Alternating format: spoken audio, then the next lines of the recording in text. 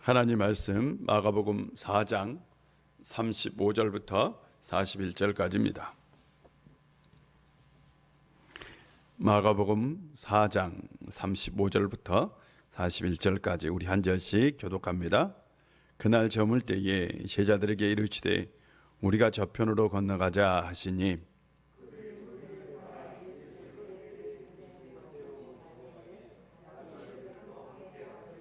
큰 광풍이 일어나며 물결이 배에 부딪혀 들어와 배에 가득하게 되었더라.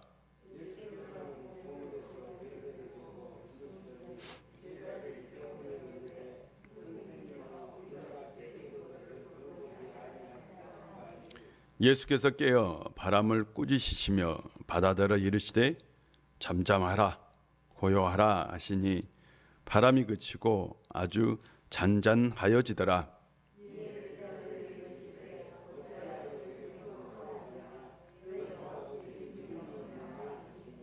다 같이 읽겠습니다. 그들이 심히 두려워하여 서로 말하되 그가 누구이기에 바람과 바다도 순종하는가 하였더라. 아멘. 주의 이름으로 축복합니다. 오늘 제 수요일이에요. 제 수요일은 사순절 첫날이고요. 사순절 첫날에는 이제 머리에 이마에 재를 바르고 슬픔으로 시작하는 제 수요일. 그래서 사순절이 바로 오늘 시작되는 날입니다. 사순절 기간 동안은 우리가 더욱더 주님을 깊이 묵상하고 주님의 은혜를 기억하고 주님의 품 안에서 삶을 살아가는 날이기도 하지요. 예전에는 그래서 사순절에 금식도 하고 또한 금식뿐만 아니라 삶 가운데 우리가 금욕이라고 표현할 수 있죠. 될 수 있는 대로 거룩하고 경건하고 구별된 삶을 살았던 기간이 바로 사순절입니다. 어떻게 보면 기독교인이 이 1년 기간 중에서 가장 거룩하게 보낼 수 있는 기간이 사순절 기간이기도 합니다. 요즘은 의미가 많이 퇴색되어서 사순절을 잘 지키지도 않고 또한 사순절 사순절 어떤 기독교인들은 사순절이 무엇인지 모르기도 하죠. 그러나 사순절은 이 40일, 그러니까 정확히 말하면 7주죠. 7주 동안 우리 신앙의 선배들이 굉장히 거룩하고 경건하게 보냈던 기간이었다라는 것을 꼭 기억하고 될 수 있는 대로 사순절 기간에는 좀 거룩하고 경건하게 보낼 수 있는 성도님들 되시기를 바랍니다. 어떤 사람이 온실을 이렇게 가꾸고 있었어요. 근데 친구 한 사람이 찾아왔어요. 친구가 보니까 온실 저 구석에 조그마한 이게 화분이 하나 있는데 그 화분은 이렇게 굉장히 어둡게 해놓은 거예요. 그래서 친구가 물었어요. 아니 다른 것들은 다 조명을 주고 밝게 해놓는데 왜 저건 저렇게 어둡게 해두었느냐라고 물었어요. 그랬더니 이 친구가 하는 얘기가 저것은 뿌리를 깊게 내리도록 하기 위해서 저렇게 해두었다라고 얘기를 했대요. 실은 이 나무는 본능적으로 햇빛을 받으면 어디로 자랄까요? 위로 자랍니다. 위로 자라요. 빛을 받으면 될 수 있는 대로 빛을 좋아해서 이렇게 위로 굉장히 잘 자라죠. 그래 이런 나무들도 시들어 있는데 이게 나중에 봄 되고 여름 되면 바깥에 나가면 어떻게 해요? 지금보다 훨씬 쑥쑥쑥 자랍니다. 그런데요, 햇빛을 보지 못하면 나무는 어떻게 될까요? 얘가요 살려고 그래요. 살려고 발부둥 쳐요. 그래서 어떻게 해요? 뿌리를 될 수 있는 대로 많이 내려요. 뻗어요. 그래서 뿌리를 강하게 하려면, 뿌리를 튼튼하게 하려면 어떻게 될까요? 빛의 양을 줄이면 뿌리가 더욱더 튼튼해진다고 합니다. 사람도 마찬가지인 것 같아요. 우리의 인생에 어떤 어려움이나 시련이 오는 것, 그것이 굉장히 우리에게는 힘들고 또한 좋지 않는 일이지만 어떻게 보면 그것이 인생의 뿌리를 깊게 내릴 수 있는 뭘까요? 기회일 수 있습니다. 사랑하는 성도 여러분, 우리가 신앙의 뿌리를 낼 때 언제 내려요? 잘 생각하고 있어요. 언제 내려요? 힘들 때 내려요. 신기해요. 신앙의 뿌리가 더욱더 깊어지고 깊어진 사람들은 대부분 언제 내려요? 힘들 때 신앙의 뿌리가 더욱더 튼튼해지고 깊어져요.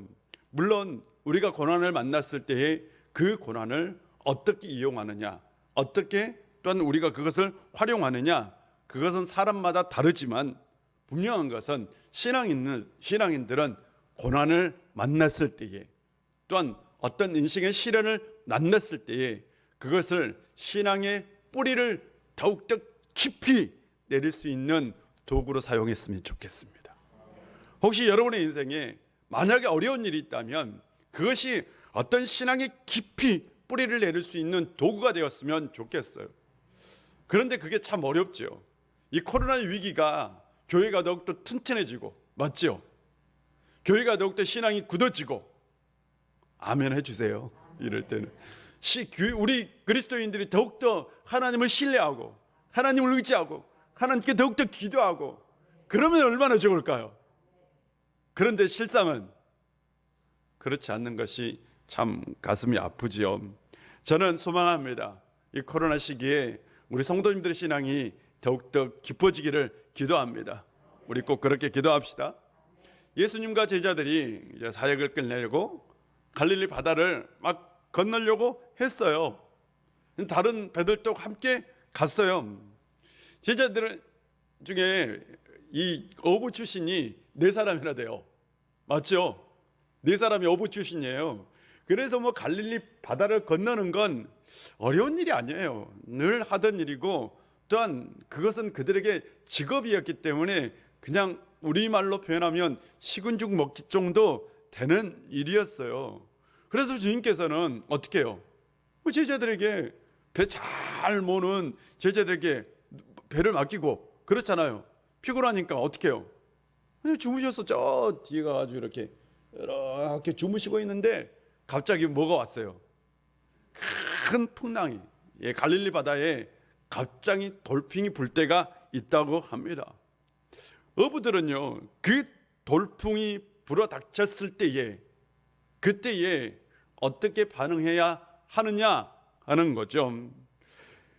아마 그 밤에 그렇게 돌풍이 불 거라고 아마 제자들은 생각지도 못했을 것 같아요.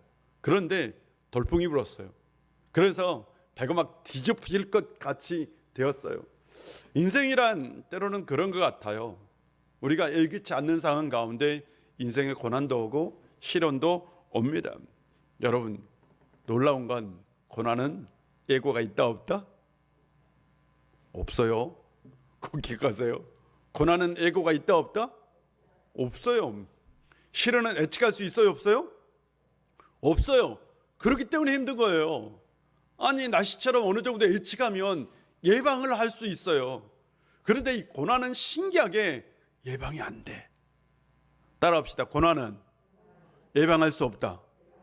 예방이 안 돼요. 나도 모르는 사이에, 내가 예측할 수 없는 사이에, 내가 전혀 생각지도 않을 때에 고난이 찾아오기도 합니다. 지난번 중국에서 베이징 올림픽이 있었죠. 4년 전에는 우리나라에서 동계올림픽이 있었어요. 우리 평창에서. 그때에 큰 사건이 하나 있었어요. 이 스피드 스케이팅에 이 어떤 것이냐면 팀 추월 경기라는 게 그때 막 생겨났어요.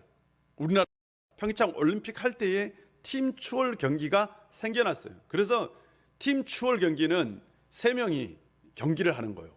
3명이 반드시 한 팀이 돼가지고, 봤죠? 뒤에 꼬리처럼 따라가는 게 팀 추월 경기잖아요. 그렇죠? 그래서 이 게임은 제일 뒤에 들어온 선수가 기준이에요. 그러니까 반드시 동시에 들어와야 돼. 그래야 기록이 좋아. 그런데 우리나라 선수가 게임에서 어떻게 했어요? 그때 아니, 한 선수가 계속 쳐지는 거야. 한 선수가 쳐지고 안 되니까 앞서던 선수가 마지막 바퀴에서는 어떻게 해요? 그냥 둘이서 혼자 달려버렸어요. 저 쳐지는 선수 놔두고.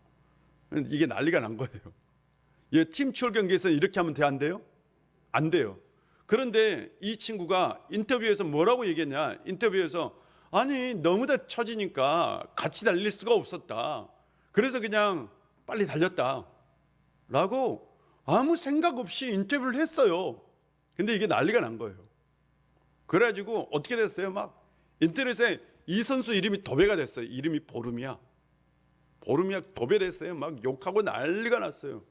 그런데 이 선수가 다음 경기가 또 남아 있었어요. 다른 경기가. 그래서 이 선수가 그때요, 상담 치료자 빨리 구해가지고 심리 치료를 받았대요. 심리 치료를 받고 다음 경기 다른 종목에 출전해서 올림픽에서 은메달을 땄어요. 그런데 이 선수를 곰곰이 생각해 보면 억울하잖아요.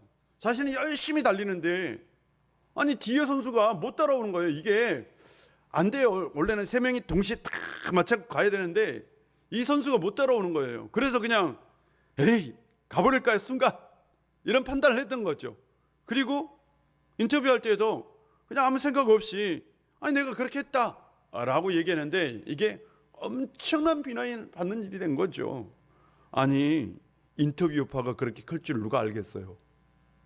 여러분 때로는 그렇잖아요. 내가 무심코 내뱉은 한마디가 어떻게 해요? 엄청난 부메랑이 내려서 누구에게 돌아와요? 나에게 돌아오는 경우가 있어요 없어요? 있습니다. 이걸 예측해요? 사람이? 예측하면 그 행동을 할까요? 안 합니다. 그런데 우리의 인생에는 어때요? 이런 일이 일어납니다. 우리는 인생을 예측할 수 없어요. 한치도 앞을 바라볼 수 없어요. 단 우리는 어떻게 사는지 아세요? 오늘 일어난 일이 내일 똑같이 일어나요. 항상 그랬어요. 맞아요. 내일 일이 그 다음날도 똑같이 반복돼요. 그래서 우리는 오늘 일어난 일이 또 내일 그대로 일어날 것이다 라는 막연한 추측을 가지고 살아요. 그런데 정확하게는 내일 어떤 일이 일어날지 알 수 있다 없다?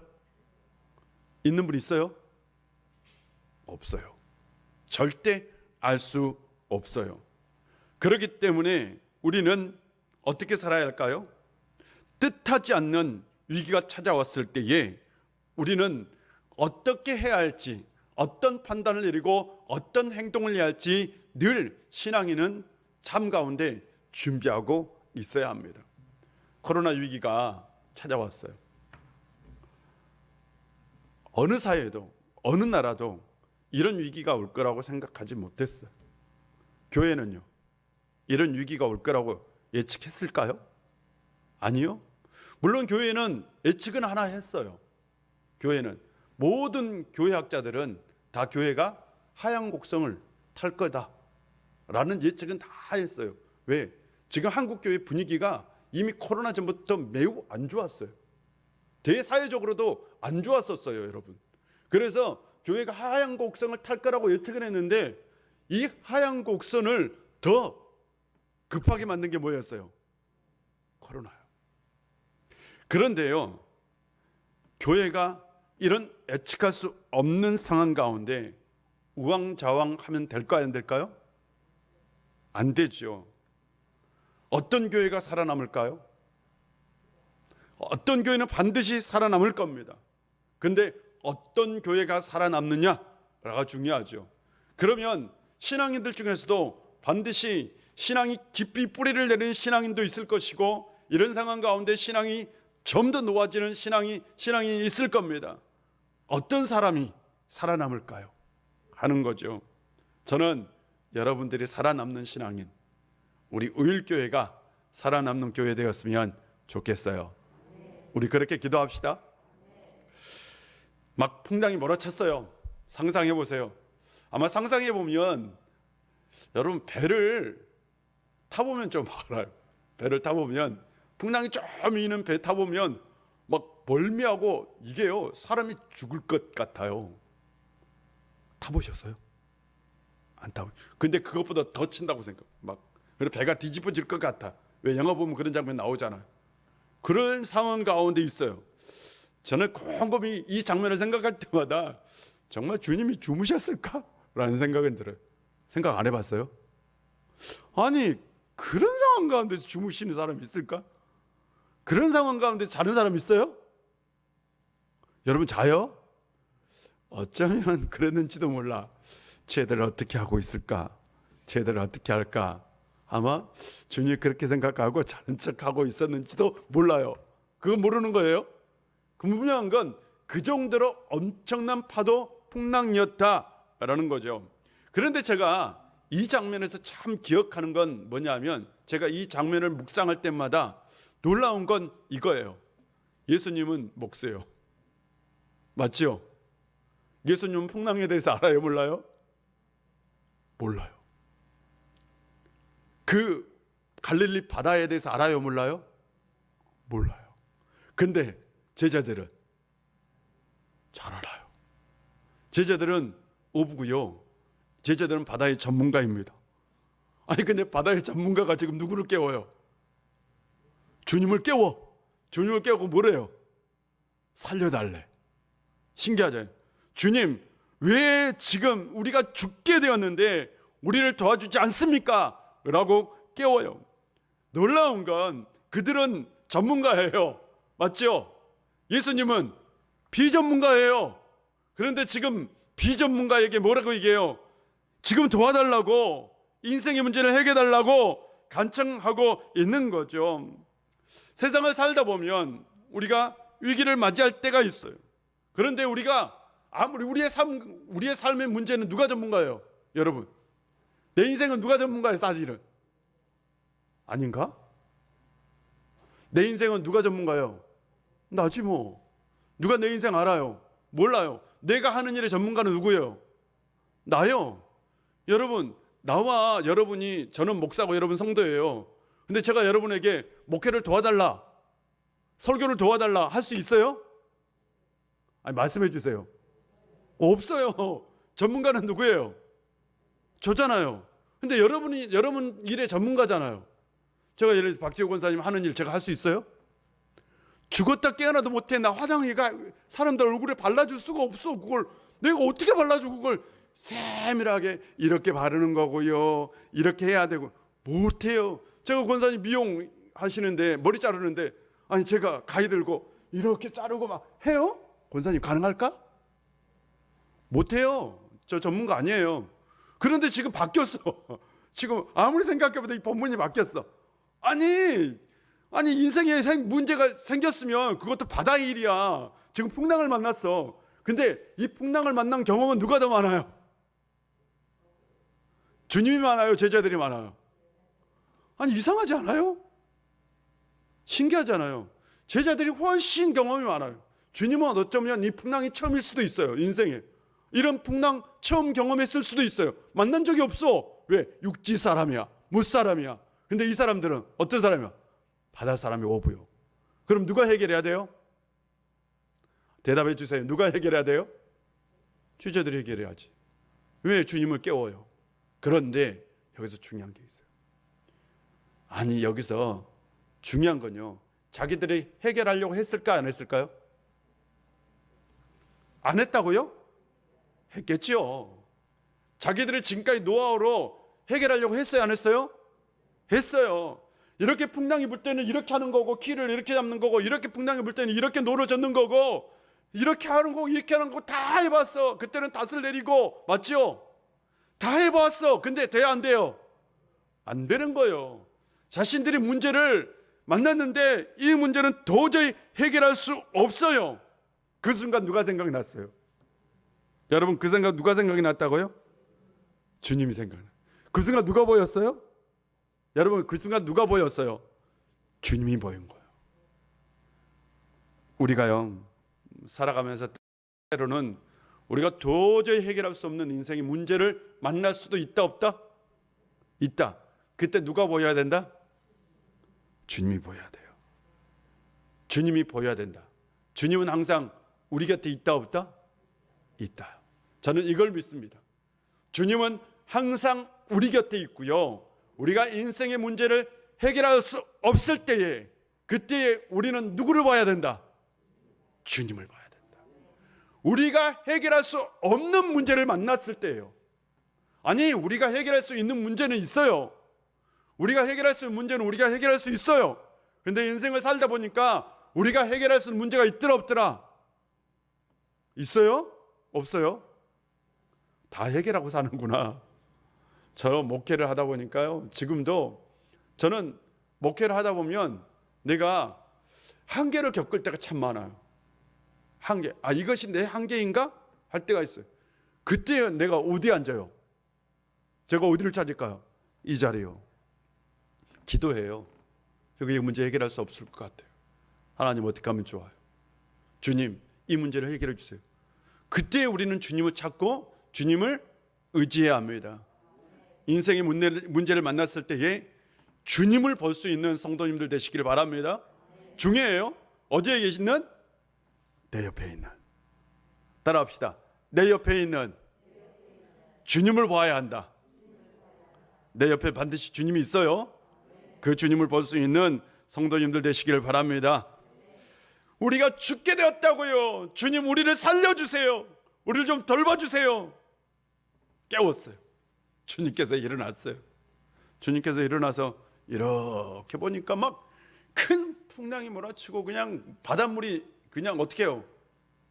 주님의 그냥 얼굴로 팍 했을까 안 했을까요? 했겠지 당연히. 상상해보세요. 막 큰 물결이 막 주님 앞에 막 몰아치고 배리가 뒤집을 것 같고 막 물벼락이 치고 그래요. 그런데 주님께서 바다를 향해 딱 보시면서 꾸짖습니다. 꾸짖죠. 바다를 꾸짖죠. 놀라워. 이런 분 처음 봐. 뭐라고 꾸짖는지 정확히 하는, 이놈의 바다야 했을 수도 있어. 맞죠? 너희들이 감히 누구라고 이렇게 했을 수도 있어요. 왜 이렇게 우리를 괴롭히느냐? 잠잠하라, 고요하라. 제자들이 보기에 정말 저거 저렇게 해도 될까? 여러분 노를 줘봐. 내가 한번 노를 잘 줘볼게. 아니면 지금 이쪽으로 가는 게 낫겠어. 아마 이쪽으로 해야지 틀림없이 풍랑을 피할 수 있을까? 풍랑을 이길 수 있을까? 배를 오른쪽으로 돌려라 한다든지. 맞죠? 이래야 돼. 배를 왼쪽으로 돌려라 한다든지. 이렇게 해야 되잖아. 아니에요? 이 본문 상상 안 했어요? 그래야 돼요. 어부 입장에서 노를 젓지 마라. 차라리 아니면 저 바다를 뚫고 나가자. 정면으로 나가라 한다든지. 이런 방법이에요. 원래가 어부들이 생각하는 방법은. 근데 주님께서 딱 바다를 응시하시며 감히 너희가 누군데 우리를 괴롭히느냐? 잠잠하라, 고요하라. 와, 정말 주님은 제자들이 생각지 않는 저게 뭐지? 할 정도로 정말 놀라운 방법을 쓰셨어요. 전혀 예측할 수 없는 방법이었어요. 그런데요, 놀랍습니다. 갑자기 바다가, 그 풍랑이 어떻게 됐어요? 잔잔해졌어요. 마치 이거예요. 뭔가 듣고 있는 사람이 막 날뛰고 있었어. 맞죠? 귀신 들린 사람이 날뛰고 있었어. 근데 예수님 뭐라 그랬어요? 이 귀신아, 떠나가라! 그 순간 어떻게 했어요? 이 사람이 갑자기 거꾸라지면서 잠잠해진 것처럼. 바다가 어떻게 됐어요? 한순간에. 그럴 수는 없어요. 그렇게 폭랑치고 바람이 불던 그 바다가 한순간에 어떻게 됐어요? 멈춰버렸어요. 상상할 수 없는 일이 일어난 겁니다. 예수님을 깨우지 않았다면 제자들은 이것을 경험할 수 없었을 겁니다.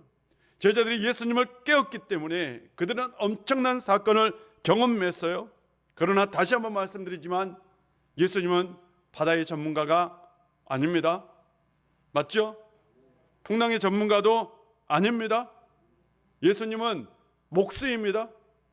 어쩌면 풍랑을 처음 만난 분입니다. 그런데 제자들은 그 예수님을, 목수이신 그 예수님을 자신들의 사건 속으로 어떻게 해요? 끌어들인 거예요. 맞죠? 지금 주무시고 있는 그 예수님을 깨워서 어떻게 했어요? 자신들의 사건 속으로 끌어들였어요. 우리 같으면, 보통 사람 같으면 여러분 이렇게 합니다. 보통 사람 같으면 아이, 주님 몰라. 주님 바다에 대해서 어떻게 하는, 목수야 목수. 맞죠? 아마 대부분 사람, 야, 목수가 바다에 대해서 어떻게 하나. 그래도 바다는 우리가 전문가야. 귀신을 쫓아내고 병 고치고 이런 건 주님이 할 수 있어. 그러나 바다는 누구 거야? 바다의 전문가는 누구야? 바다의 전문가는 우리야. 어떻게든 우리가 해결해야 돼. 주님 깨우지 마. 주님 깨운다고 뭐 되는 게 있어? 목수잖아, 목수. 근데 어떻게 했어요? 제자들이 깨웠어요. 그리고 그 주님을 어떻게 했어요? 자신들의 사건 속으로 어떻게 해요? 끌어 들였어요. 예수님께서 그 사건 속으로 들어오자 문제가 해결되었어요. 이것이 바로 인생입니다.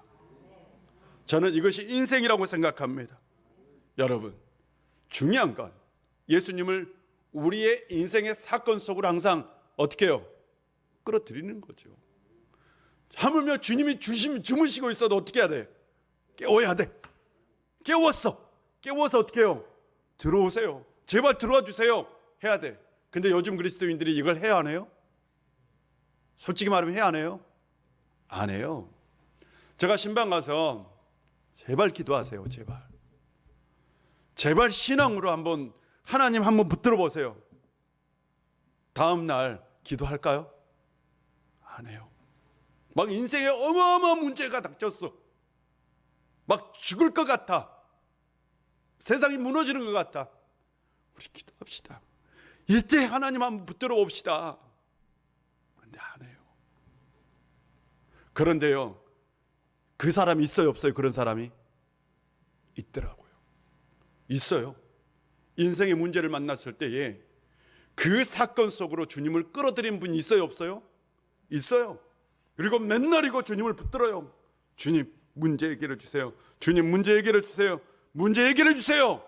근데 어느 순간 어떻게 되겠어요? 문제가 해결되었어요. 기적이 일어났어요. 삶 가운데. 여러분, 수많은 신앙인들이 삶 속에서 뭘 경험합니까? 지금도 기적을 경험합니다. 근데 그 차이는 어떤 차이일까요? 주님을 내 인생의 사건 속으로 끌어들이느냐, 끌어들이지 않느냐, 그 차이인 거예요. 그렇다면 기도는 뭘까요? 기도는 예수님을 내 인생의 사건 속으로 어떻게 해요? 끌어들이는 겁니다. 예수님을 내 인생 가운데로 끌어들여서 주님, 문제를 해결해 주세요 라고 요청하는 겁니다. 사랑하는 성도 여러분, 인생의 문제를 만났을 때에 중요한 건 뭐냐? 예수님을 내 인생의 사건 속으로 끌어들여야 합니다. 그래야 문제가 해결됩니다. 그런 놀라운 역사가 있기를 바랍니다. 사순절 기간은요, 그런 기간이에요. 주님과 동행하는 시간이고요, 주님과 함께하는 시간입니다.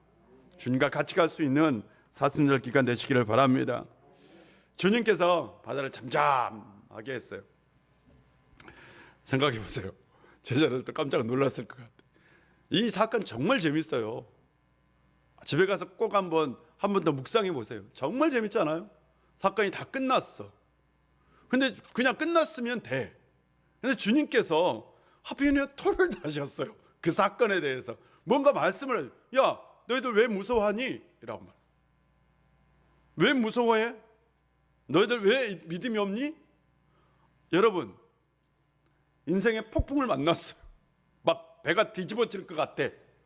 내가 막 지금 곧 막 물에 빠져 죽을 것 같아. 무서워요, 안 무서워요? 안 무서운 분, 나는 안 무섭다 그래도. 이거 당연히 무서운 거예요. 당연한 거라고요, 무서운 건. 여러분, 인생의 위기가 왔었을 때 두려워요. 내 인생에 패배가 올까 두려워요. 오늘 우리나라 기업인 중에 거의 탑 되는 기업인이 어떻게 했어요? 몰라요? 내 우리나라의 리니지라는 기업, 이 게임을 만들었던 창업주가 미국에서 갑자기 돌연사했어요. 대부분 아마 자살했을 걸로 추정합니다. 왜냐하면 심각한 우울증을 앓고 있었거든요. 심각한 우울증을 앓고 있었어요. 우울증을 앓고 있어가지고 이 우울증을 문제를 해결할 수 없었어요. 그래서 우울증을 앓고 있는 사람들은 대부분 세상이 어떤지 아세요? 두려워요. 세상에 일어난 일들이 무서워요. 그래서 어떻게 해요? 차라리 살아있는 것보다 뭐가 나아요? 여러분 정말입니다. 살아있는 것보다 죽는 게 나아요. 우리나라에서 돈 가장 많아. 근데도 인생이 어떻게 해요? 두려워. 여러분 인생이 두렵다니까요. 두려우면 어떻게 해요? 죽음을 선택하기도 해요. 대부분 우울증 환자가 자살을 하면 대부분 그 안에는 뭐가 있어요? 두려움이 있어요. 굉장히 두려워합니다. 인생에 대해서. 여러분 죽을 것 같아요. 두려움은 당연한 겁니다. 근데 주님 참 신기해요. 너 왜 두려워했어? 라고 물어요. 이게 무슨 의미일까요? 어떤 의미일까요? 아니 두려운 게 당연한 건데 왜 두려워했느냐고 책망합니다. 이거 다른 말로 표현하면 이거예요. 너희들이 누구와 함께하고 있는지를 기억하라. 이겁니다. 지금 배를 타고 가고 있었어요. 누구와 함께 있어요? 그 배에 누가 있어요? 주님이 있어요. 풍랑이 일었어요. 막 풍랑이 죽을 것 같아. 배에 있는 모든 사람들이 다 두려워해. 이런 풍랑이 처음이에요. 처음 만났어. 놀라워. 막 죽을 것 같아. 곧 죽을 것 같아. 그런데 평소에는 주님이 보였어. 여러분 평소에는 주님이 누구인지 알아. 맞죠? 귀신도 쫓아내고 그렇잖아요. 사람도 죽은 사람도 살리고 놀라운 기적을 행하신 분이야. 그런데 와 죽음의 그 순간 맞죠? 위기가 찾아왔을 때 주님이 보이더라 안 보이더라? 안 보였던 거야. 두려움이 올 때 주님이 안 보였던 거야. 주님이 안 보였어요. 옆에 주님이 있어요. 분명히 눈에는 보여. 근데 정확하게 표현하면 그 주님이 누구인지 모르는 거예요. 잊어버린 거예요. 그 주님이 어떤 분인지 잊어버린 거죠. 이게요 우리 삶 가운데 나타납니다. 그냥 코로나 위기가 찾아왔어요. 위기죠. 교회도 위기를 맞았어요. 위기죠. 근데 지금 주님이 보일까요? 안 보일까요? 보여요?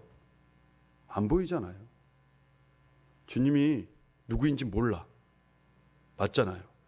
그러니까 교회를 떠나요. 신앙을 버려요. 안 나와요. 위기 때문에 두려워해요. 무서워해요. 걱정해요. 주님이 누구인지 잊어버렸어요. 누가요? 교인들이. 정말 가슴 아픕니다. 아니 교회를 다닐 때는 주님은 하나님이십니다.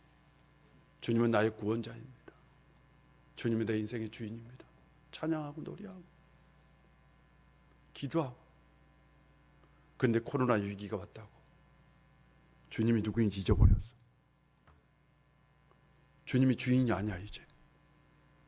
중요한 건요 주님은 여전히 우리의 인생의 구원자이며 생명의 주인이시며 우리를 하나님 나라로 인도하실 것이며 우리의 인생의 주인입니다. 이걸 잊지 말라는 거예요. 왜 두려워하느냐? 라는 말씀 속에는 왜 나를 잊었느냐? 왜 내가 누구인지 잊고 있느냐? 라는 말씀이죠. 여러분 절대로 주님이 누구인지 잊지 않는 성도님들 되시길 바랍니다. 한 번 주인이면 영원한 주인 아닙니까? 정말 한 번 주인 아니면 영원한 주인 아닙니까? 아니 무슨 주인이 왔다 갔다 해. 그렇잖아요. 어제는 세상의 주인이고 오늘은 주님이 주인이고 다시 내일은 사상의 주인이고 오늘은 다시 주님이 주인이고 어제는 또 물질이 주인이고 다시 또 주님이 주인이고 무슨 주님이 왔다 갔다야. 주인이 여러분은 절대 그러지 않는 성도님들 되시기를 바랍니다. 아니 여러분은 안 그럴 것 같아요. 수요일날 예배 나왔는데 저는 놀라워요. 여러분 수요일 나오신 분들 저는 정말 칭찬해주고 싶고 자랑하고 싶어요. 새벽기도 나오시고 수요일에 나오신 분들은 저는 정말 자랑스러워요. 여러분 주의 이름으로 축복합니다. 여러분 복 받을 거예요. 여러분 늘 주 안에서 승리하시기를 바랍니다. 주님을 인생의 주인으로 모시고 어떤 풍랑도 이겨낼 성도님이라 확신합니다. 그런데 우리가 근심의 보따리를 가지고 살 때가 참 많아요. 어떤 분은 그냥 근심의 보따리를 이만큼 이고 살잖아요. 제가 최근에 어떤 권사님 신방에서 80이 넘으셨어.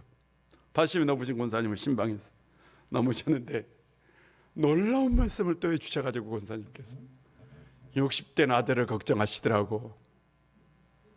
아들이 60이에요. 아들이 60인데 지금까지 열심히 살다가 이제 자기 하고 싶은 일을 해. 60이 되어서 비로소 자기 정체성을 찾고 자기 꿈, 자기 소망을 이루고 싶다고 그 일을 하는데 엄마는 걱정이에요. 왜 걱정해요? 먹고 사는 문제가 걱정이야. 아니 80 넘는 노모가 60 넘는 아들을 먹고 사는 문제를 걱정해. 근데 이미 손자 손녀 다 키우고 결혼까지 다 했어. 와, 내가 이걸 보면서 내가 권사님한테 얘기했어요. 권사님, 천국 가는 거 생각하면서 하십시오. 솔직히 내가 그 얘기했어요. 천국 가는 거 생각하시면서 하십시오. 다른 걱정 다 내려놓으십시오.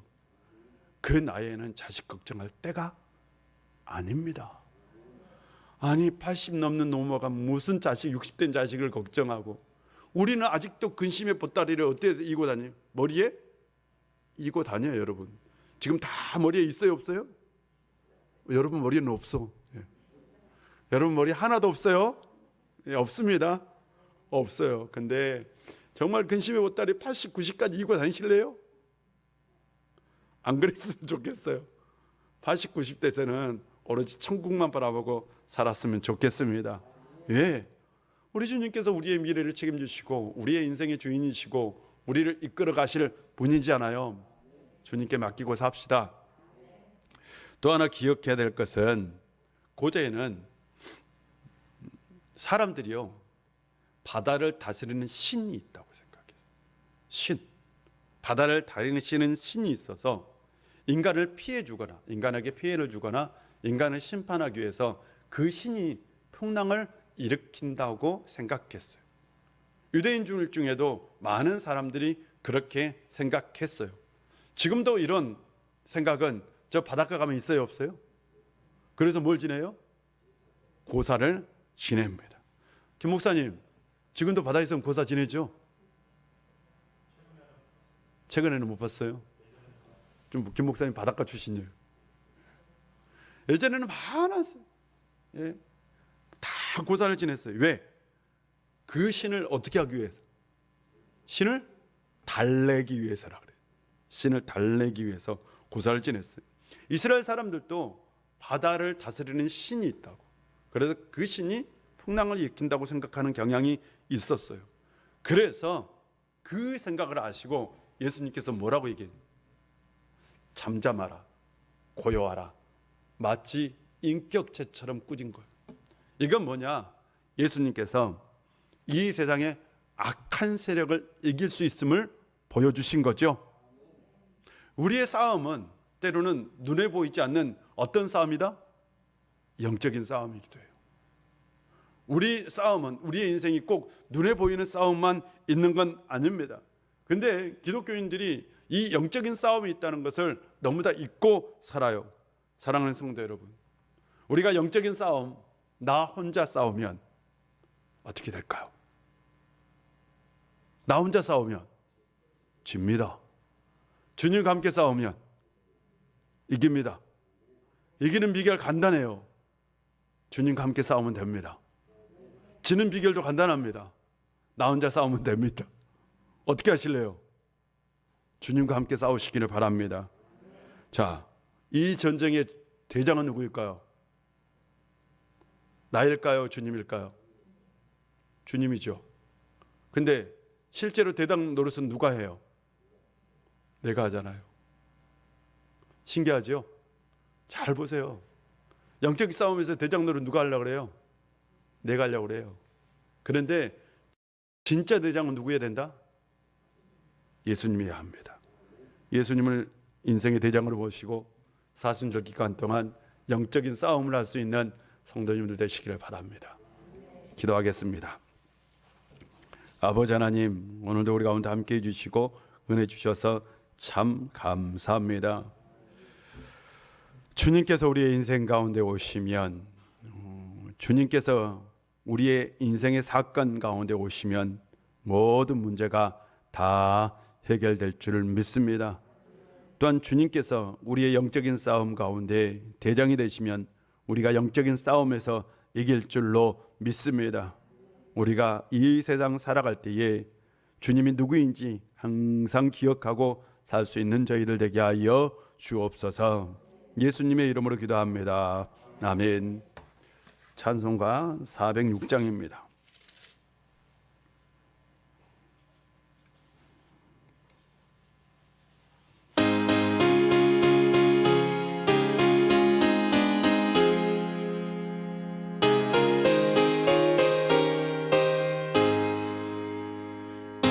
내 영혼 편히 쉴 곳과 풍랑이 일어도 안전한 포로 폭풍까지도 다스리시는 주의 영원한 발 의지에 주의 영원하신 팔 함께 가사 항상 나를 붙드시니 어느 곳에 가든지 요동하지 않은 주의 팔을 의지함이라.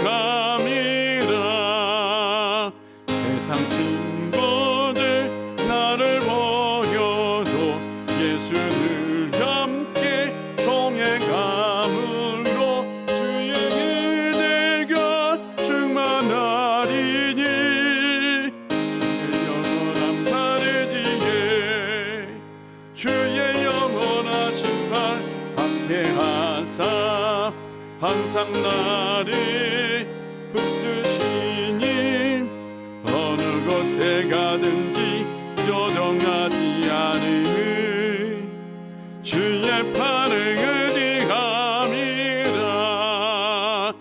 나의 믿음이 연약해져도 미리 예비한 힘을 주시며 위태할 때도 안보하시는 주의 영원한 팔 의지에 주의 영원하신 팔 함께 가사 항상 나를 붙드시니 곳에 가든지 요동하지 않음은 주의 팔을